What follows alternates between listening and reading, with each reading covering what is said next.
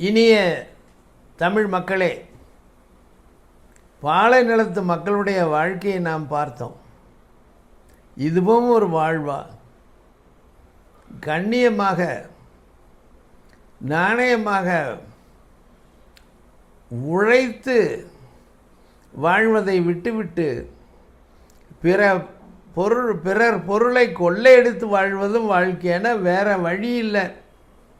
அவன் இருக்கிற பாலை நிலத்தில் அதுதான். அங்கே இருக்கிற மிருகங்கள் கூட ரொம்ப கடுமையான விஷமுடையதாக இருக்கும்பாங்க. பாலை நிலத்தில் இருக்கக்கூடிய தேள் சிவந்து இருக்கும், செக்கச்செவேல்னு செந்தேள். அது ஒரு கொட்டிடுச்சுன்னா அந்த விஷத்தை முறிக்க மருந்தே கிடையாது, செத்து போயிடுவான். அங்கேயும் கடுமையான நஞ்சையுடைய நாகங்கள் அந்த பாலை நிலத்திலேயும் நில பொந்துகளிலே இருக்கும். அவை தீண்டினாலும் தீந்துது. அதில் இயற்கையாக அவங்க இருப்பாங்க. அங்கங்கே ஆயுதங்களை தீட்டி கொண்டிருப்பார்களாம். அம்புகளை நன்றாக கூர்மையாக தீட்டி வைத்து கொள்வார்கள், கத்தியை தீட்டி வைத்து கொள்வார்கள். கொள்ளையடிக்கிறதுக்கு வெட்டுறதுக்கு பயன்படணும். ஏனென்றால் வணிகர்கள் கூட்டமாக வரும் பொழுது அவங்களுக்கும் தெரியும், ஒரு தடவை ஏமாறுவான், 2 தடவை ஏமாறுவான். எப்போவுமே வணிகர்கள் ஏமாந்து வீணாக போக முடியாதல்லவா? அவங்களும் பாதுகாப்புக்குன்னே ஒரு படையை வச்சுருப்பாங்க. இந்த வணிகர்கள் செல்லுகின்ற கூட்டத்துக்கு வணிக சாத்துன்னு பேர். முன்னாடியும் பின்னாடியும் 2 பக்கமும் அவங்களும் குதிரையில் வருவார்கள் வீரர்கள். அவங்கக்கிட்டே எல்லா ஆயுதமும் இருக்கும். இந்த காணவர்கள் வெட்டினா அவங்க திரும்ப வெட்டுவாங்க.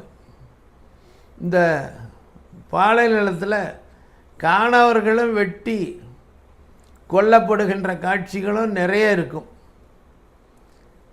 நல்லவனுக்கு எப்போவுமே நல்லது தான் நடக்கும். அவன் விதியின் கைப்பிடியாக கிடக்கிறான். பாலை நிலத்தை விட்டு வெளியே போய் அவனால் பிழைக்க முடியாது. வேறு என்ன தொழில் அவனுக்கு? இதுதான். இதில் இந்த 5 வகை நிலத்திலையும் கணவனும் மனைவியுமாக ஒன்று சேருவது அன்பின் 5 இணைம்பாங்க. இதுக்கு கட்டாய கல்யாணம்லாம் அன்னைக்கு கிடையாது. பெண்ணும் ஆணும் பண்புகளால் ஒத்து பழகி ஒருவரை ஒருவர் நன்றாக புரிந்து கொண்டு செய்து கொள்ளுகின்ற வாழ்க்கை தான் அன்பின் 5 இணை.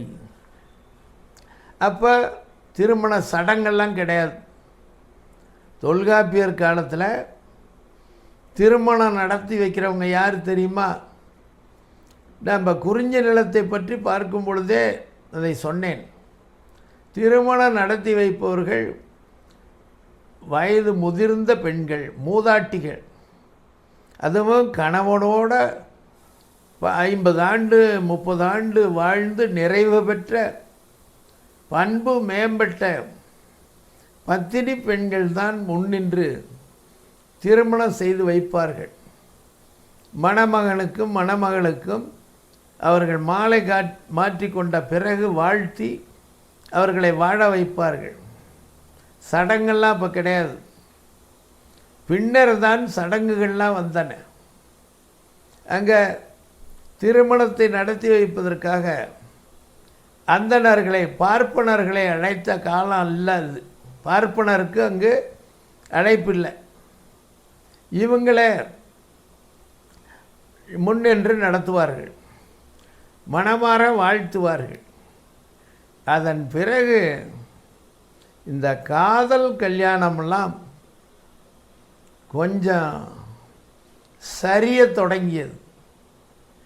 இந்த பெண்ணை சந்திப்பான்.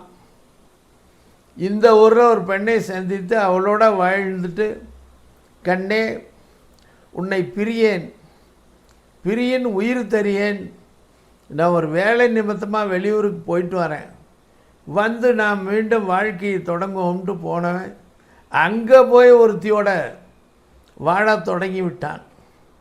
அப்படி இந்த திருமண பந்தங்கள் எல்லாம் முறை இல்லாமல் சரிந்து போன நிலையில் பொய்யும் வழுவும் தோன்றிய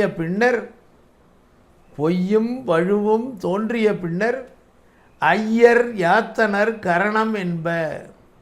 கரணம் அப்படின்னா திருமணச் சடங்கு. அந்த சடங்கில் பார்த்திங்கன்னா மணமேடையில் 2 பேரையும் உட்கார வச்சு அதில் சில சடங்குகள்லாம் செய்வாங்க.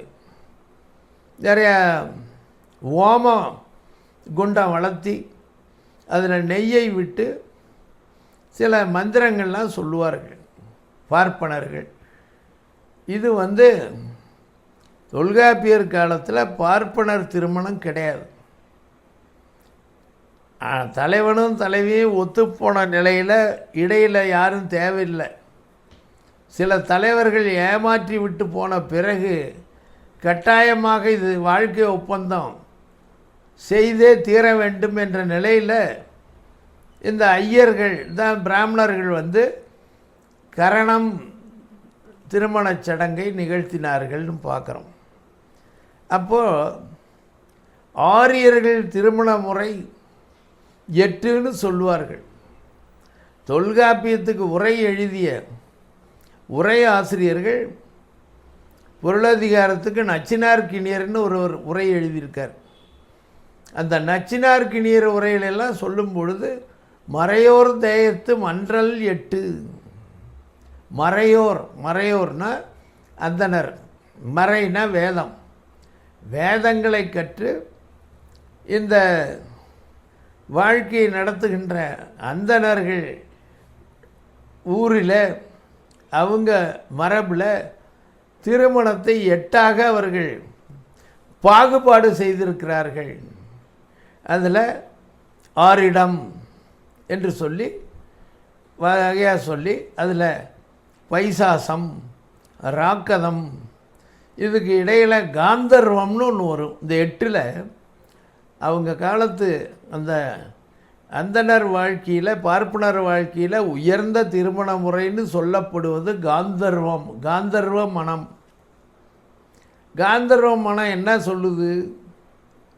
ஒரு தலைவன் எங்கேயாவது போவான் படிக்கிறதுக்கோ வியாபாரத்துக்கோ, படைமேற் சென்றால் போன இடத்துலையே தங்க வேண்டி இருந்ததுன்னா அங்கேயே ஒருத்தியை பார்த்து அவரோட வாழ்க்கை நடத்திட்டு அங்கேருந்து அவன் திரும்பி வந்துடுவான். வரும்பொழுது அவளுக்கு இவன் டாட்டா சொல்லிவிடுவான், அவன் இவனுக்கு டாட்டா சொல்லிவிட்டு அவன் அந்த பக்கம் போவான், இவன் இந்த பக்கம் இன்னொருத்தியோட வாழ்க்கை நடத்துவான். ஒரே நேரத்தில் ஒருவனுக்கு ஒருத்தி, அந்த நேரத்தில் ஒருவனோடு இருக்கிறது அவளுக்கு அது கற்பு, அந்த நேரத்தில் ஒருத்தியோடு இருக்கிறது இவனுக்கு கற்பு என்று கருதப்பட்ட நிலையில் அதுதான் காந்தர்வம். இந்த காந்தர்வ முறை தொல்காப்பியர் சொல்லுகின்ற அன்பின் 5 சமமாகுமா? தமிழில் அன்பின் 5 சொல்கிற இந்த திருமண வாழ்க்கையும் மறையோர் அந்தணர்கள் சொல்லுகின்ற இந்த காந்தர்வமும் ஒன்றாகுமா என்று கேட்பார்கள். ஒன்று ஆகாது. காந்தர்வத்தினுடைய தன்மை இயல்பு இது, அன்பின் 5 இயல்பு இது. நம்முடைய சங்க இலக்கியங்கள் தொல்காப்பியர் காலத்துக்கு 1000 ஆண்டுகளுக்கு பிறகு இயற்றப்பட்டவைன்னு பார்க்குறோம். இலக்கிய வரலாறில் 3000 ஆண்டுகளுக்கு முன்னர் தொல்காப்பியம், 500 ஆண்டுகள் கழித்து திருக்குறள் எழுதப்பட்டது. 2500 ஆண்டுகளுக்கு முன்னர் திருக்குறள் எழுதப்பட்ட காலத்திலிருந்து 500 ஆண்டுகள் கழித்து சங்க காலம், அது 2000 வருஷம். இப்போ இன்றைக்கி அந்த 2000 ஆண்டுகள் முன்னர் எழுதப்பட்ட அந்த சங்க இலக்கியத்தில் நமக்கு அக இலக்கியங்கள் புற இலக்கியங்கள்னு பிரித்திருக்கிறார்கள். அதில் பார்க்கும் பொழுது ஒரு தலைவி சொல்லுவாள், என்ன, நம்ம தலைவிங்கெல்லாம் ரொம்ப கெட்டிக்காரிங்க, கணவனை கைக்குள்ளேயே வச்சுக்குவாங்க, பெட்டியில் போட்டு பூட்டி வைக்க முடியாது. அப்படி தலைவனோடு அவர்கள் பழகும் பொழுது தலைவி மனைவி என்ன சொன்னாள் என்பதை சங்க இலக்கியத்தில் ஒன்றாகிய குறுந்தொகையில் நாம் பார்க்கிறோம் என்ற நிலையில் இன்றைக்கு நிறைவு செய்து கொள்ளுகின்றேன்.